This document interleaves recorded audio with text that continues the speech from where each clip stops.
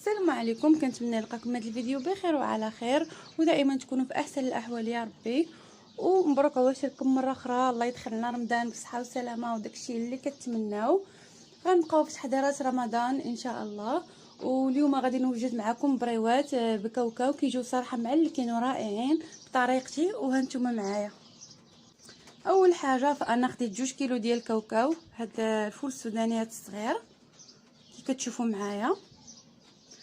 من بعد سرحتو هكذا في اللاطه اللي غادي تدخل الفران بطبيعه الحال، وخليته على الشكل هذا وشعلت الفران سخن مزيان. ومن بعد خشيت فيه هذا الكاوكاو هذا وقللت عليه البوطه وبقيت كنحركو غير بشويه. ومن بعد تحمر صافي، بقيت كنحكو هكذا بيديا حتى تحيدت القشره ديالو. كي كتشوفوا فهي غادي تزول كميه كثيره من القشره ديالو. ومن بعد هادو هما المقادير ديال الحشوه اللي غادي نحتاج في البريوات ان شاء الله. فانا درت 2 كيلو ديال الكاوكاوات الصغير، ودرت 2 معالق كبار ديال الزبده. فانا طيبتها حتى رجعتها نوازيط، فاش عبرتها جاتني تقريبا نص كاس ديال الزبده. ودرت معلقه صغيره عامره ديال القرفه، تقدروا ديروا حتى 2 معالق، فهي كتعطي واحد النكهه اللي زوينه. بالنسبه للسكر فانا درت غير نص كيلو ديال السنيده، ما بغيتش ندير 2 كيلو ديال الكاوكاو فيها كيلو السنيده كتجي الحلاوه كثيره، حيت العسل فهو كيكون كافي باش انه كيعطي الحلاوه للبريوات. المهم انا درت غير نص كيلو ديال سنيده، ودرت راس المعلقه ديال المسكه الحره باش ما كتقصحش لينا الحشوه ديالنا. دابا غادي ندوز باش نطحن داك الكاوكاو. غادي نرجعوا واحد الباط اللي غتجيني سهله في الخدمه، ومن بعد غنرجع معاكم.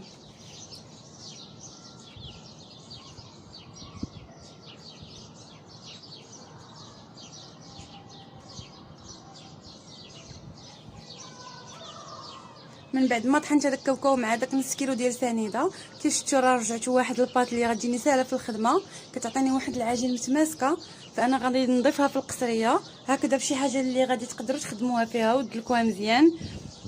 يعني من الاسرار ان تنجح لكم الباط ديال الكاوكاو اولا ديال اللوز هكذا العقده، يعني خصها تدلك باش كتجيكم سهله في الخدمه وما كتجيكمش هكذا مفرته منين كتبغيو ديروا داك الكويرات الصغار.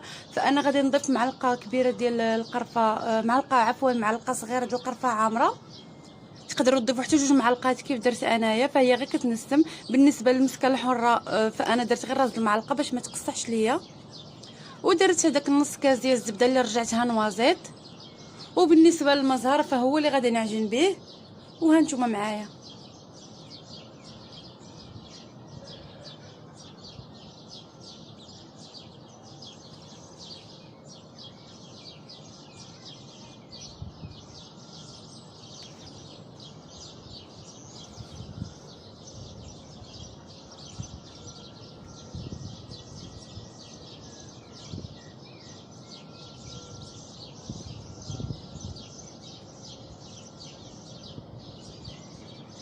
دابا غادي نبدا نعبر بالكاس المزهر، وغادي نعجن هذيك الخليط مزيان. غنبدا نضيف شويه بشويه تنشوف واش غادي يكفيني اولا غادي نزيد، وهانتوما معايا.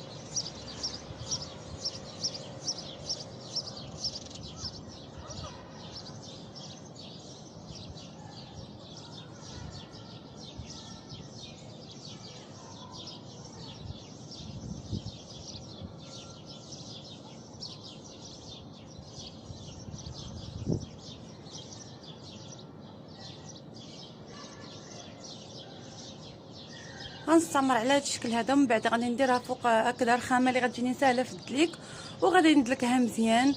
والاضافه فانا درت قرعه ديال المزهر صغيره، ودرت كاس العنبه، يعني قرعه وكاس صغيره. من بعد جاني العجين على هذا الشكل هذا، جاني متماسك.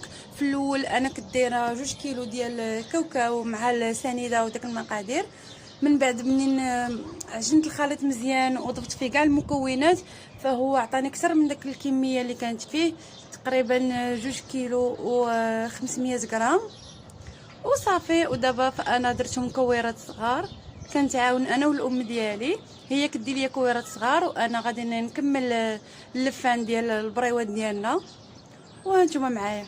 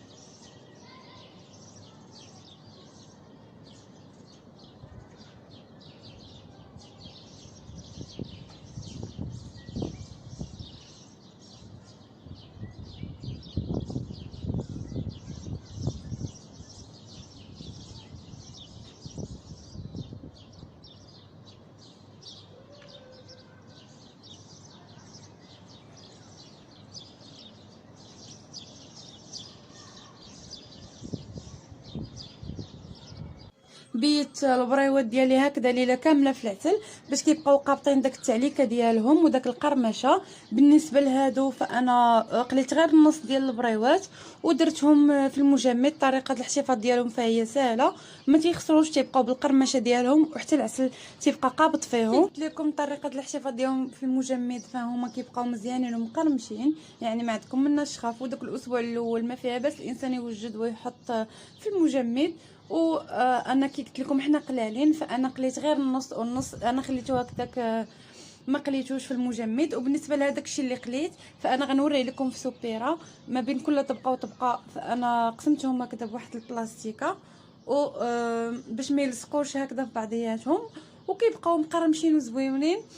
وكنتمنى يعجبكم هذا الفيديو. اللي عجبكم ما تنساوش كومونتير واشتراك في القناه وواحد اللايك، وشكرا لكم بزاف على المشاهده.